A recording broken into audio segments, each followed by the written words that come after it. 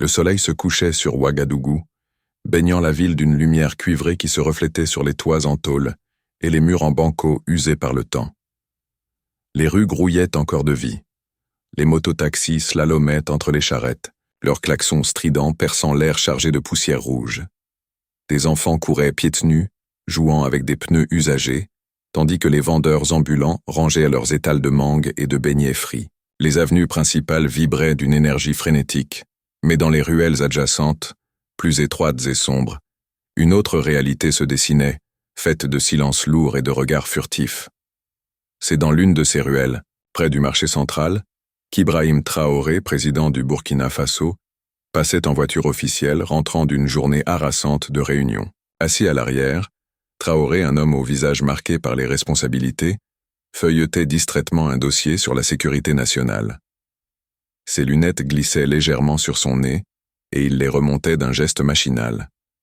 Mais quelque chose attira son regard à travers la vitre teintée. Une femme se tenait sous un lampadaire clignotant, son ombre vacillante projetée sur un mur écaillé. Elle portait une robe rouge moulante, élimée aux coutures, et des talons hauts qui semblaient sur le point de céder. Ses cheveux teints d'un blond artificiel étaient noués en un chignon désordonné, et son maquillage épais ne parvenait pas à masquer la fatigue qui creusait ses traits. Elle parlait à un homme, un sourire mécanique plaqué sur les lèvres, mais ses yeux trahissaient une lassitude infinie. Traoré, formé à observer les moindres détails pendant ses années dans l'armée, remarqua la tension dans ses épaules et le léger tremblement de ses mains. Intrigué, il murmura au chauffeur « Ralentis un peu ». La voiture s'arrêta discrètement à quelques mètres, et il observa la scène en silence. La femme, prénommée Mariam, finit par s'éloigner seule, l'homme ayant secoué la tête avant de disparaître dans la foule. Elle marcha rapidement, tête baissée, jetant des coups d'œil nerveux autour d'elle comme si elle craignait d'être suivie. Traoré, mu par une intuition qu'il ne s'expliquait pas, ordonna « Suis-la, mais reste à distance ». La voiture avança lentement, phares éteints, longeant les ruelles poussiéreuses où les lampadaires s'éteignaient un à un. Mariam s'enfonça dans un quartier plus pauvre, où les maisons en tôle et en banco s'entassaient dans un désordre chaotique. Les rues non pavées étaient jonchées de sacs plastiques et de vieux pneus, et une odeur âcre de charbon et de poubelles brûlées flottait dans l'air. Elle s'arrêta devant une petite échoppe éclairée par une lampe à pétrole, acheta un sachet de riz et une poignée de légumes avec des pièces tirées d'un porte-monnaie râpé, puis disparut, dans une ruelle étroite. Traoré descendit de la voiture, ordonnant à son chauffeur et à son garde du corps de rester en arrière. Il enfila une casquette usée et un foulard pour masquer son visage. Sa silhouette imposante et son statut auraient attiré une foule, curieuse dans ce coin oublié de la capitale. Il suivit Mariam à pied, ses pas étouffés par la poussière. Elle entra dans une maison modeste, un rectangle de banco aux murs fissurés, éclairé par une ampoule nue pendue au bout d'un fil électrique. À travers une fenêtre sans rideau, il vit une scène qui le cloua sur place. Mariam s'agenouilla, près d'un lit où gisait une vieille femme, frêle comme une brindille, reliée à une bouteille d'oxygène artisanale faite d'un tuyau et d'une bonbonne rouillée. Mariam prit la main de la femme et murmura des paroles inaudibles, sa voix tremblante d'émotion. Puis elle déballa le sachet de riz et alluma un réchaud à charbon, préparant un repas frugal avec des gestes lents, mais empreints d'une tendresse infinie. Traoré s'approcha d'un voisin, un vieil homme assis sur un tabouret bancal, devant sa porte, une pipe en bois entre les lèvres. « Excusez-moi, père », dit-il avec un ton respectueux. « Qui est cette femme ?»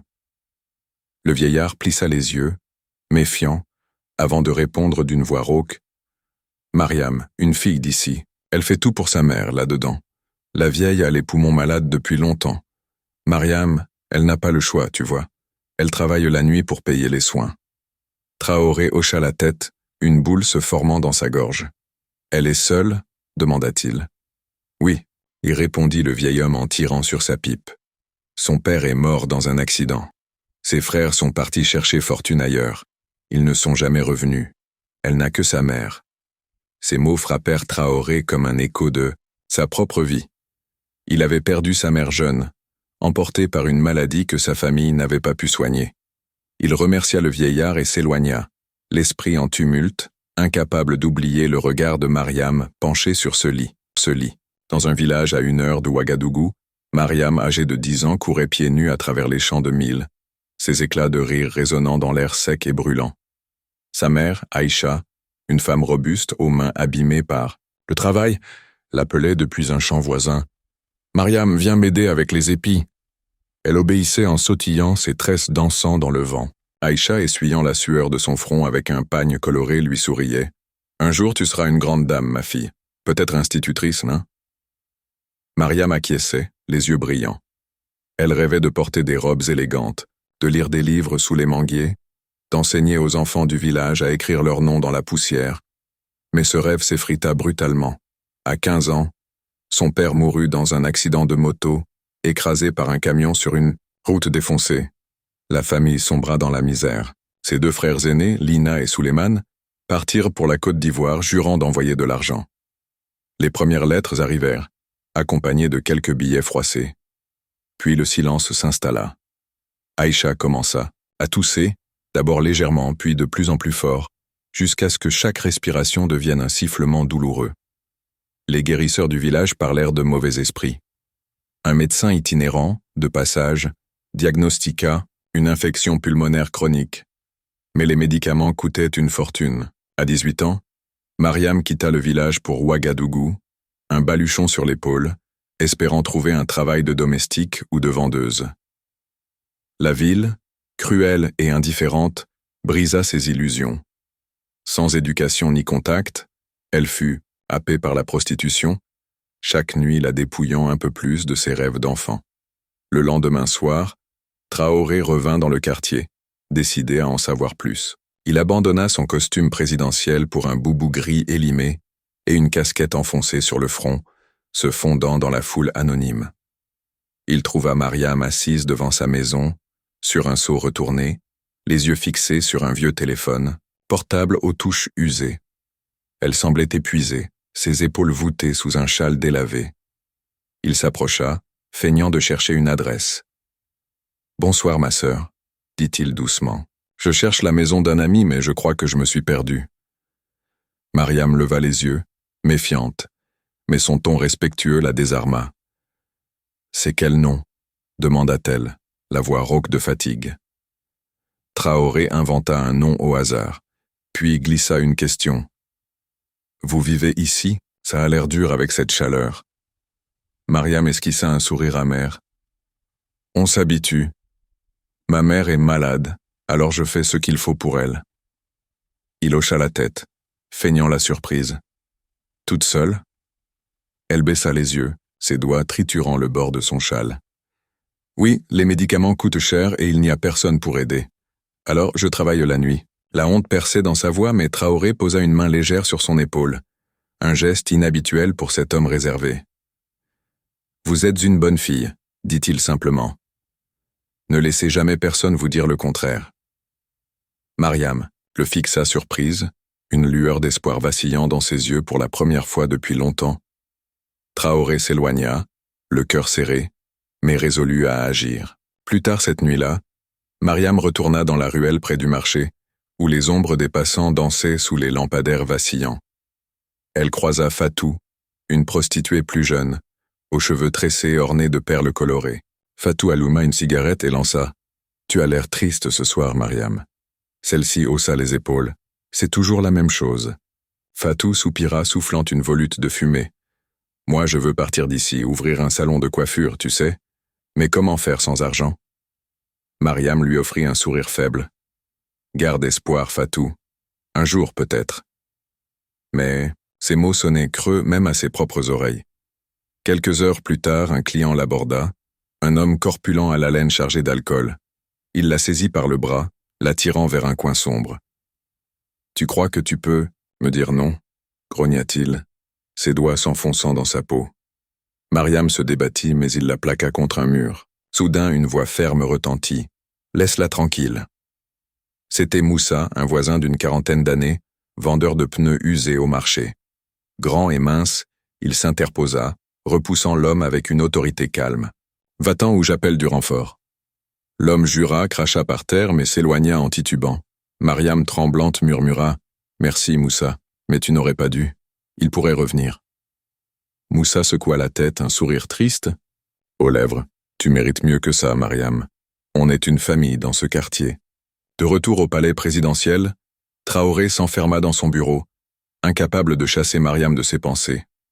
La pièce, aux murs ornés de drapeaux et de portraits officiels, contrastait avec la simplicité de sa vie passée. Il prit une photo encadrée sur son bureau.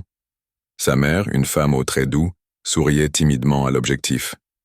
Elle était morte quand il avait 20 ans, emportée par une infection pulmonaire mal soignée, faute d'argent. Ses derniers mots résonnaient encore. « Prends soin des autres, Ibrahim. Ne laisse personne souffrir comme moi. » Cette promesse l'avait poussé à gravir les échelons de l'armée jusqu'à la présidence pour changer le pays. L'histoire de Mariam ravivait cette douleur, mais aussi son feu intérieur. Il convoqua Ousmane, son conseiller social, un homme maigre aux lunettes épaisses.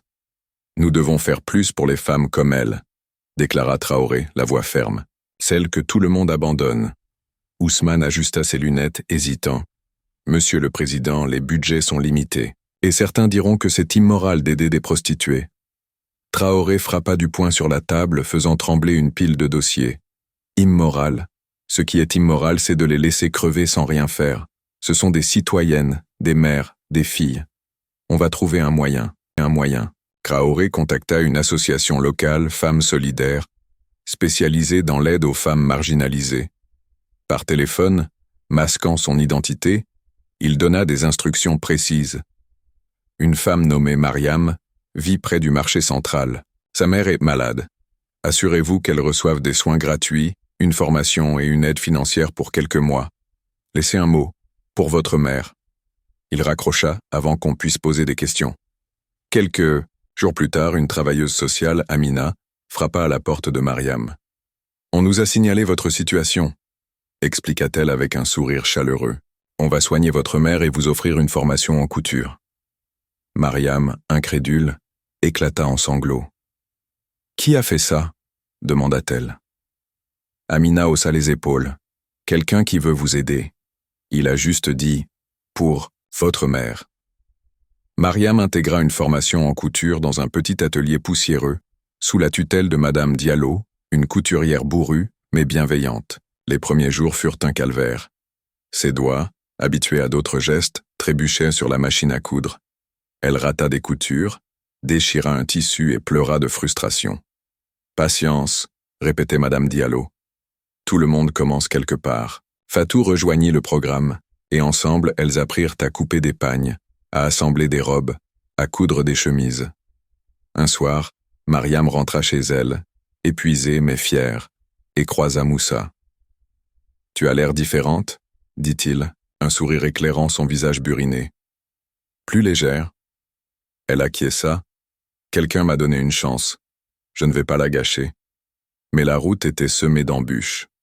Au marché, une voisine la reconnut et lui lança « Prostituée, tu crois que tu peux devenir quelqu'un ?»